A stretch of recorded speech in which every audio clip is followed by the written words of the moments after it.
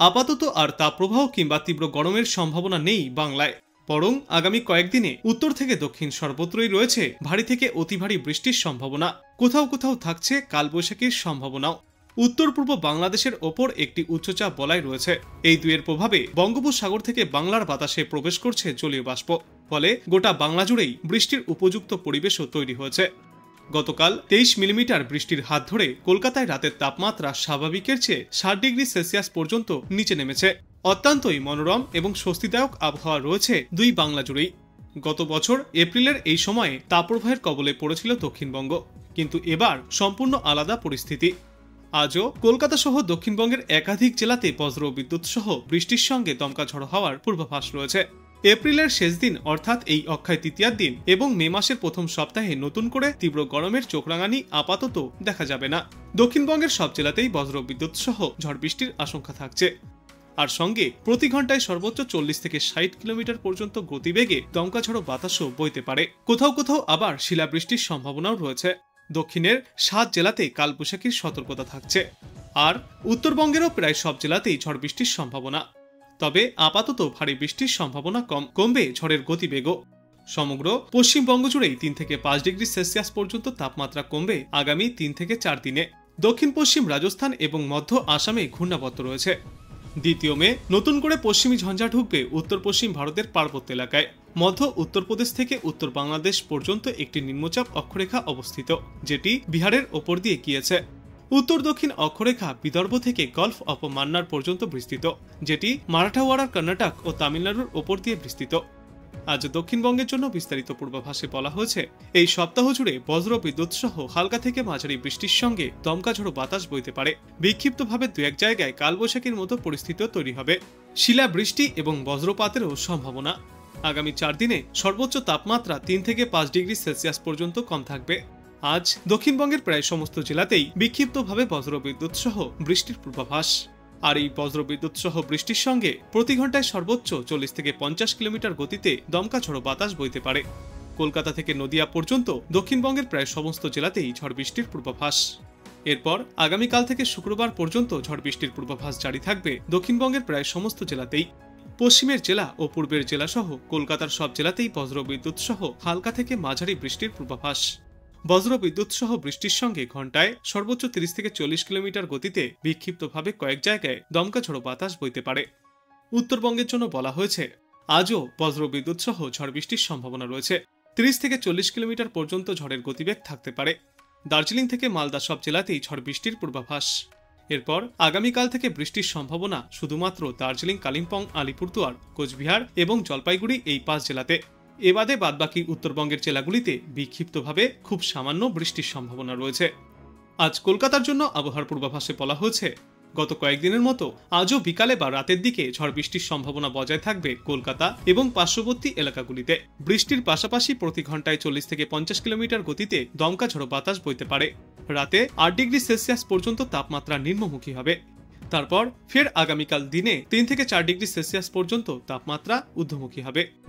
কলকাতায় আজ দিনে সর্বনিম্ন তাপমাত্রা থাকবে 24 ডিগ্রি সেলসিয়াসের আশেপাশে, সর্বোচ্চ তাপমাত্রা থাকবে 32 ডিগ্রি সেলসিয়াসের আশেপাশে। বাতাসে আপেক্ষিক আর্দ্রতার পরিমাণ বা জলীয় বাষ্পের পরিমাণ থাকবে 51 থেকে 96%। দেশের অন্যান্য রাজ্যগুলির আবহাওয়ার পূর্বাভাসে বলা হয়েছে, ভারী বৃষ্টির সতর্কতা থাকছে অরুণাচল প্রদেশ, নাগাল্যান্ড, মণিপুর, মেঘালয় এবং ত্রিপুরাতে। কেরালাতেও ভারী বৃষ্টির সম্ভাবনা। তাপপ্রবাহের সতর্কতা থাকছে পাঞ্জাব, হরিয়ানা, চণ্ডীগড়, দিল্লি এবং হিমাচল প্রদেশে। এছাড়াও তাপপ্রবাহের মতো পরিস্থিতি দেখা যাবে জম্মু কাশ্মীর, সমতল লাদাখ, মুজাফফরাবাদ এবং মধ্যপ্রদেশে।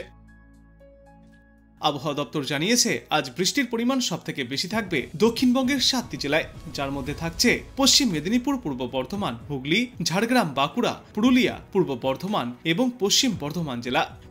বৃষ্টির পাশাপাশি এই সমস্ত এলাকাগুলিতে প্রতি ঘন্টায় সর্বোচ্চ 60 কিলোমিটার পর্যন্ত গতিতে দমকা ঝড়ো বাতাসও বইতে পারে।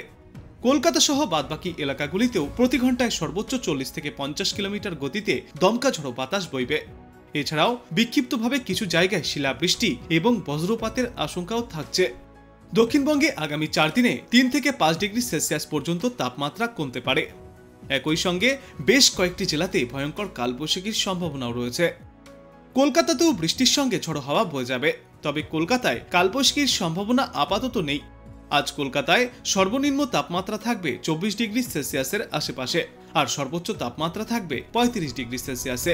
বাতাসে জলীয় বাষ্পের পরিমাণ বা আপেক্ষিক আর্দ্রতা থাকবে 52 থেকে 90%। চলতি সপ্তাহে বৃষ্টি হলেও গরমের ভাব বজায় থাকবে শহর জুড়ে। উত্তরবঙ্গেও আজ এবং আগামীকাল বজ্র বিদ্যুৎ সহ ঝড় বৃষ্টির সম্ভাবনা জারি থাকবে। সঙ্গে প্রতি ঘন্টায় সর্বোচ্চ 30 থেকে 40 কিলোমিটার পর্যন্ত গতিতে দমকা ঝোড়ো বাতাস বইবে। দার্জিলিং থেকে মালদহ সব জেলাতেই ঝড় বৃষ্টির এই পূর্বাভাস জারি করা হয়েছে।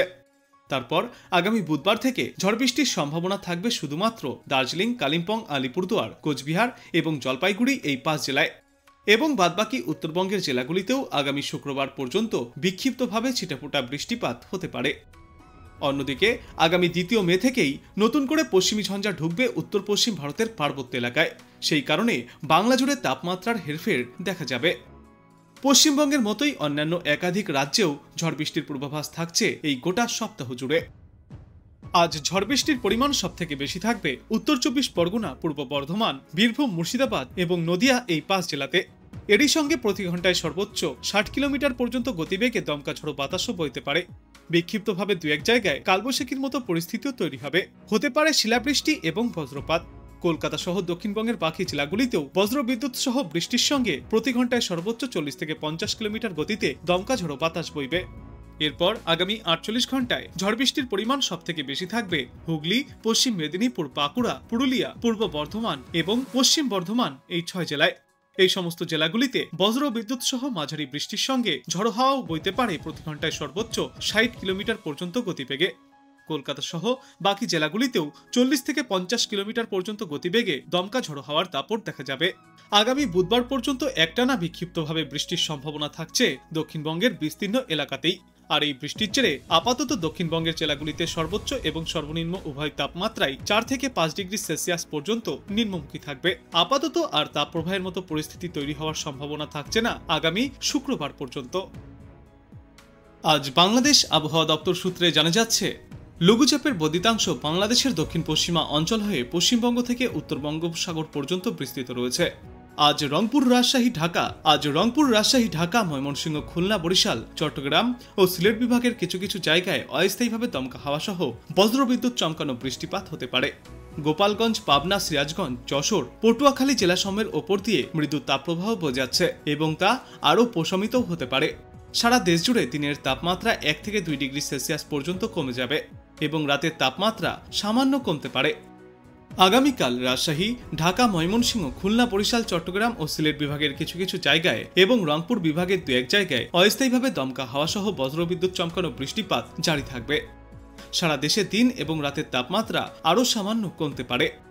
এরপর আগামী পরশুদিন ময়মনসিংহ, ঢাকা, খুলনা, বরিশাল, চট্টগ্রাম ও সিলেট বিভাগের কিছু কিছু জায়গায় এবং রংপুর ও রাজশাহী বিভাগের 2-1 জায়গায় অস্থায়ীভাবে দমকা হাওয়া সহ বজ্রবিদ্যুৎ চমকানো বৃষ্টিপাত জারি থাকবে। সারা দেশে দিন এবং রাতের তাপমাত্রা প্রায় অপরিবর্তিতই থাকবে।